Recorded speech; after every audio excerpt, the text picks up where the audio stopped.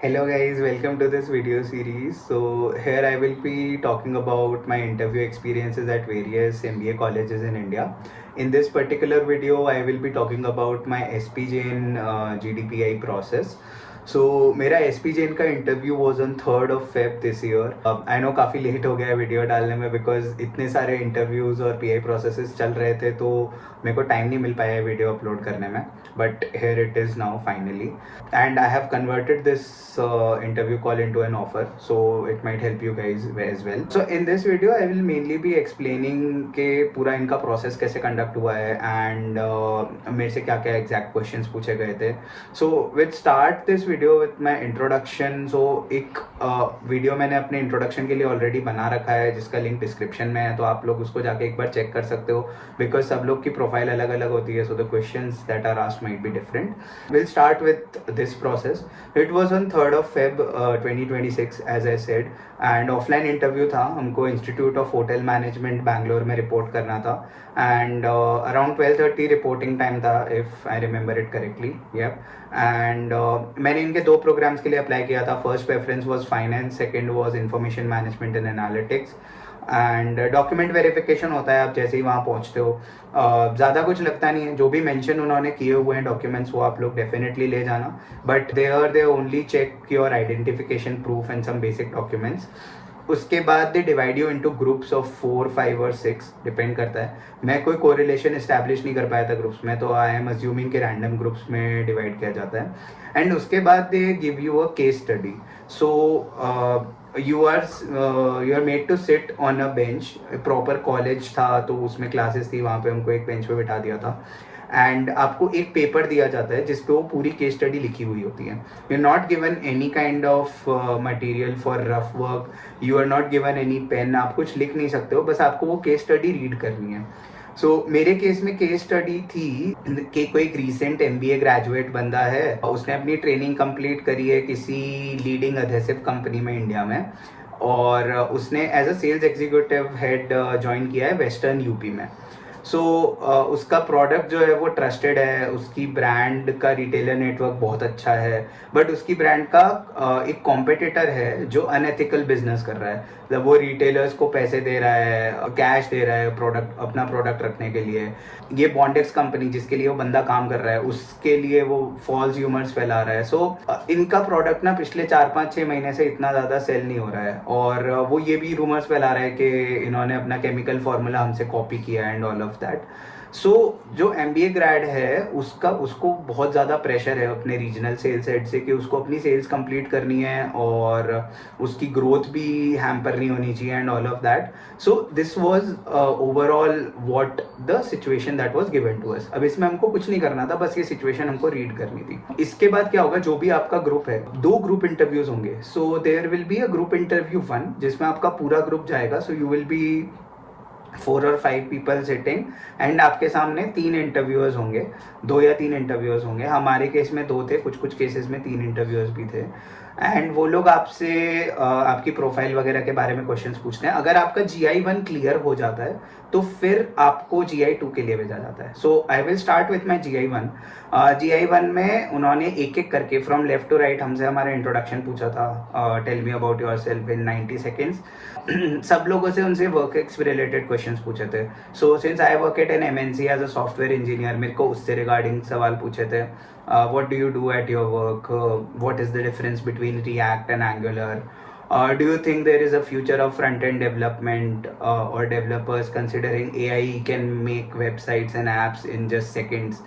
तो इस टाइप के क्वेश्चंस मेरे को पूछे थे. बाकी लोगों से भी उनके वर्क एक्स रिलेटेड क्वेश्चंस पूछे थे. Most part of the discussion was revolved around AI.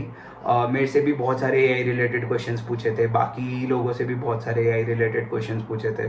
मेरे को एक इंटरेस्टिंग क्वेश्चन पूछा था कि आप जो करंट काम कर रहे हो that combined with AI, how can this be use to create a societal impact and solve societal problems in India. So there was 1 male and 1 female. The male interviewer asked me that pick 1 or 2 problems that you can solve using what you do plus AI and ML integration. So उसमें मैंने उन लोग को एक दो problems बताई थी. I was not very sure if वो प्रॉब्लम सही थी, बट हाँ मैंने बता के and then we went ahead. So a lot of interview was based on AI and societal impact that AI can create. I would recommend you guys to go through their website, because उनकी website पे वो लोग societal impact, sustainability, ethics, इन सब चीज़ों की बहुत बात करते हैं. So if you can bring those points up in the interview, it's a plus. After giving your GI1 वो लोग आपको एक छोटा सा ब्रेक देते हैं. आप वो छोटे से ब्रेक में you can have some snacks and all, थोड़ा रिलैक्स कर सकते हो. And they give you the results around 30 minutes after your GI1 gets completed. जिन्होंने भी GI1 क्लियर किया होता है उनको फिर एक अलग ग्रुप में डाल दिया जाता है. So then again they are divided into groups and that group is also given a coffee mug.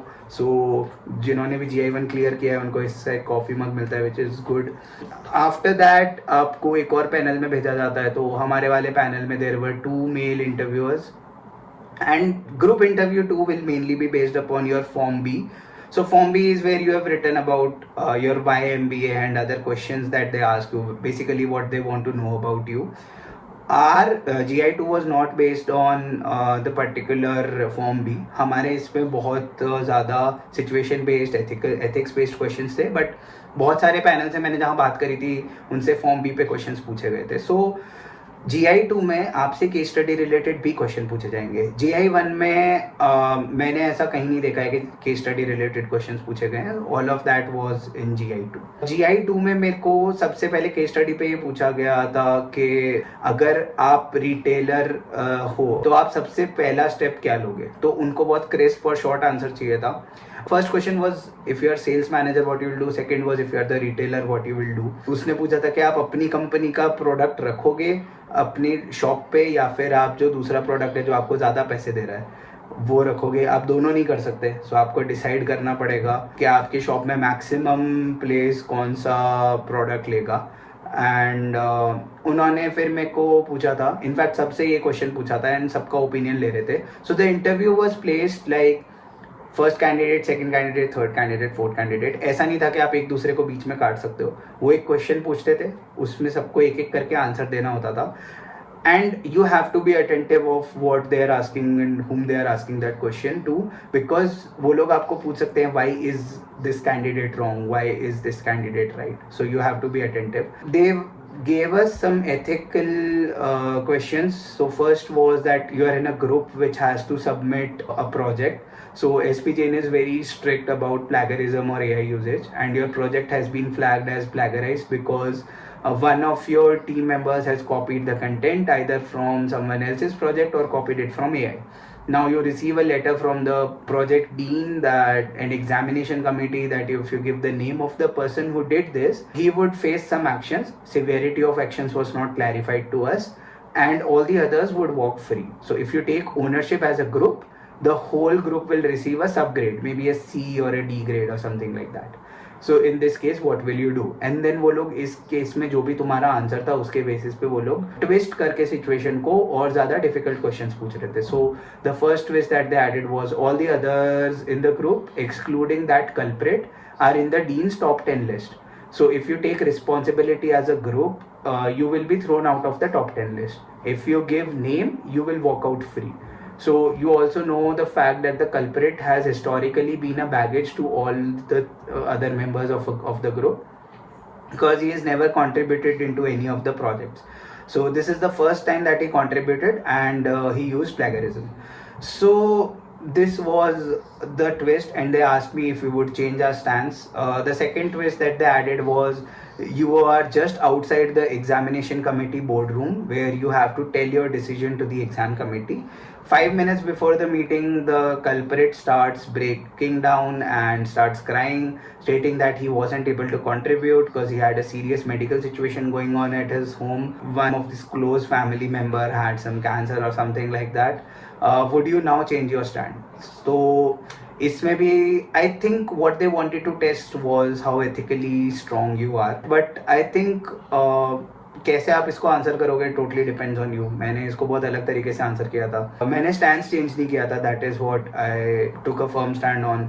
I think that was the right decision at that time. पता नहीं बाकी लोगों ने स्टैंड चेंज किया था. I am not sure if that is the right solution. I don't think there is a right or a wrong solution in this. So yeah. उसके बाद उन्होंने एक चीज़ पूछी थी कि India will stop taking oil from Russia and will it take it from Venezuela after the deal that India signed with the US. So it was the trending topic at that time. So they just asked a one-liner question: do you think India made the right decision? And they just wanted the answer in yes, no plus one-line explanation. So yep, that was majorly the group interview experience. दोनों GIs बहुत smooth थे, process overall बहुत smooth था. वहाँ पे बहुत सारे coordinators थे जो आपको गाइड कर रहे थे एंड बहुत कॉन्वर्सेशनल था GI2. It was not something where you will be stress tested and all of that.